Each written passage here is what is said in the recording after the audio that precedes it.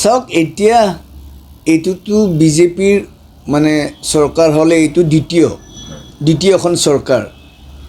গতিকে এতিয়া বিশেষ চাবলৈ গ'লে কৰিবলগীয়া নাই কাৰণ চৰকাৰে যিখিনি কাম কৰিছে সেই কামখিনি মানুহে দেখা পাইছে আৰু চৰকাৰে ভাল কৰিছে বেয়া কৰিছে সেইখিনিও সকলোৰে চকুৰ আগতেই আছে গতিকে মই ভাবোঁ যে এতিয়াও আমাৰ যিখিনি কাম কৰিছে বা যিখিনি দেখিছে তাৰ ওপৰত ভিত্তি কৰি মানুহে বিজেপিকেই ভোট দিব তা সেইকাৰণে বিজেপি দলৰ হৈ পেলাই বিশেষ কিবা নিৰ্বাচনী প্ৰচাৰ চলাব লাগিব বুলি বা তেনেকুৱা ধৰণৰ কথা কিবা আছে বুলি মই নাভাবোঁ খালি এতিয়া কথাটো হ'ব যে যিজন ব্যক্তিক দিব তাৰ ওপৰত নিৰ্ভৰ কৰিব যে সেই প্ৰাৰ্থীজন জিকি আহিব পাৰিব নে নোৱাৰে আগতে ধৰক ইয়াৰ আগৰবাৰ আমি নিৰ্বাচন খেলোঁতে প্ৰথম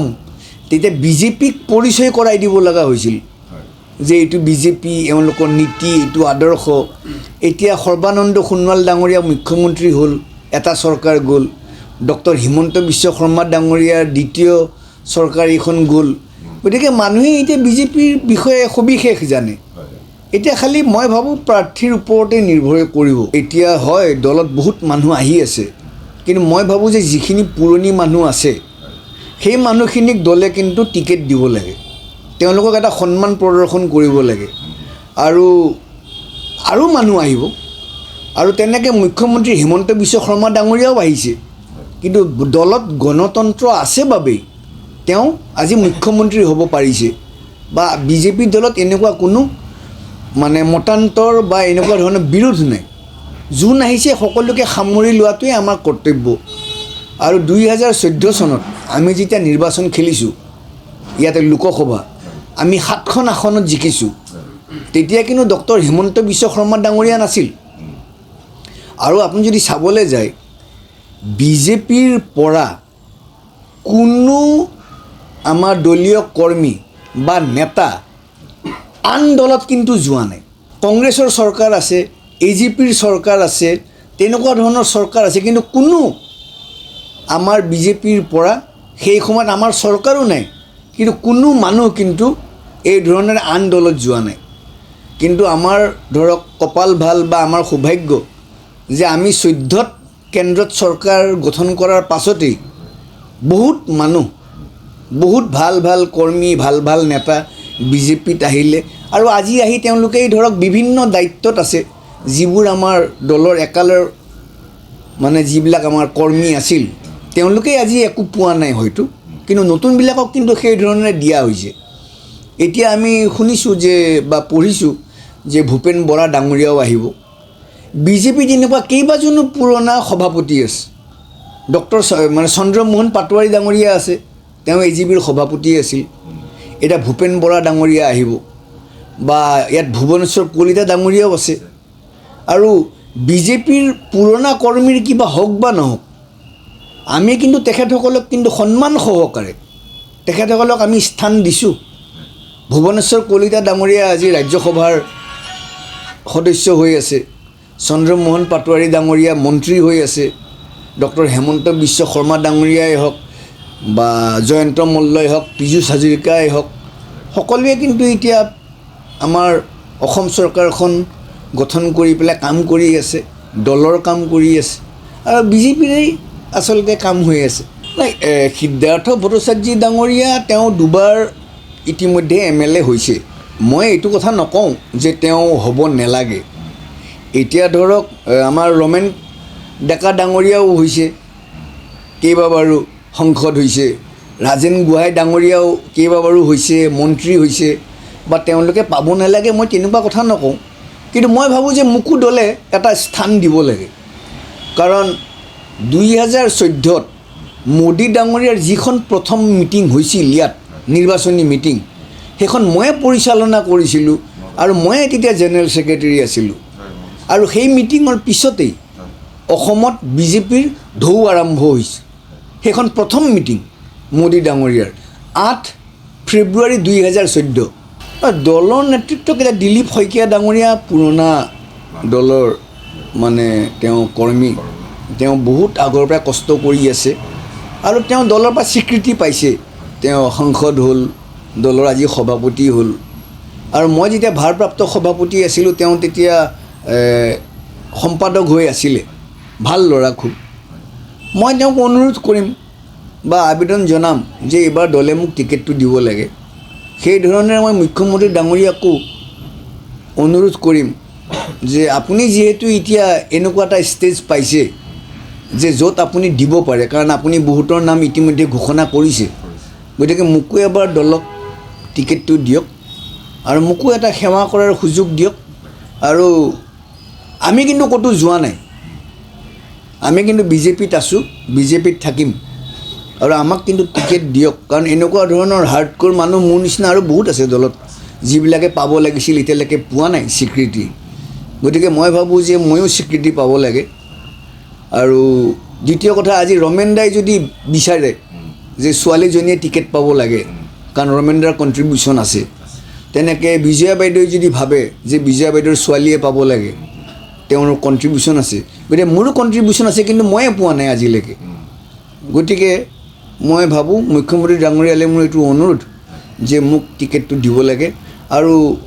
দিলীপ শইকীয়ালৈকো অনুৰোধ কিন্তু চাওক ঘটনা আপোনাক যদি উপযুক্ত সন্মান নিদিয়ে আপোনাৰো স্বাভিমানত লাগিব হেমন্ত বিশ্ব শৰ্মা ডাঙৰীয়াক তেনেকুৱা এটা হোৱাৰ কাৰণে তেওঁ কংগ্ৰেছৰ পৰা আহিছে তেনেকুৱাকৈ আজি যিটো আমি দেখি আছোঁ বৰা ডাঙৰীয়া ভূপেন বৰা ডাঙৰীয়া তেওঁ স্বাভিমানত আঘাত পায়ে আহিছে কিন্তু আজি যদি দলে যদি এইবোৰ কথা নাচায় ভাবি নাচায় তাহলে ইয়াতো স্বাভিমানত লাগি পেলাই বহুত হয়তো বিজেপিৰ পৰা ওলাই যাব সেইটো একো ডাঙৰ কথা নহয় বেলেগত জইন কৰিব নকৰিব সেইটো মই নকওঁ কিন্তু ওলাই গৈ পেলাই বহি থাকিব ঘৰত তেনেকুৱা হ'ব আৰু সেই সময়ৰ যিখিনি কিন্তু হাৰ্ডক'ৰ কৰ্মী আছিল সেই কৰ্মী কিন্তু এতিয়া নাই সেই সময়ত মই নিজে জানো কাৰণ আমি এবাৰ ফ্লাইঅভাৰ ওপৰেদি গৈছোঁ দিছপুৰৰ তাত ফ্লেগখন পৰি আছে আমাৰ লগে লগে গাড়ী ৰখাই আমাৰ এজন দলৰ কৰ্মী তেওঁ গৈ পেলাই ফ্লেগখন লৈ আহিছে সেই ধৰণৰ আন্তৰিকতা আছিল যে ফ্লেগখন পৰি আছে ওপৰেদি গাড়ী গৈছে সেই গাত লাগিছে সেইদিনা আমাৰ পাৰ্টিৰ অফিচৰে এটা মই নকওঁ এজন তাতে ভাৰত মাতাৰ এখন পৰি আছিল এই মিটিঙৰ মাজত এজনে গৈ সেইখন উঠাই দিছে পুৰণা কৰ্মী তা সেই আন্তৰিকতাটোৰ লগত আজিৰ আন্তৰিকতাবিলাকৰ পাৰ্থক্য আছে আৰু সেই মানুহখিনিয়ে কষ্ট কৰি বিজেপিটো কৰি আহিছিল কাৰণেই আজি এই নতুনবিলাকে আহি ইয়াত ধৰক এই সুবিধাখিনি পাইছে গতিকে পুৰণাখিনিক সন্মান যোগ্য যিখিনিয়ে সেইখিনি দিব লাগে মোক দিছে দলে মই এইটো কথাও ঠিক মই নাই দিয়া বুলিতো নকওঁ মই মুখ্যমন্ত্ৰীৰ আইন উপদেষ্টাও আছিলোঁ দলৰ ভাৰপ্ৰাপ্ত সভাপতিও আছিলোঁ এতিয়া মই মানৱ অধিকাৰ আয়োগত আছোঁ কিন্তু আমাৰ যিটো দলৰ কথা ৰাইজৰ প্ৰতিনিধি হোৱাৰ এই সুবিধাটো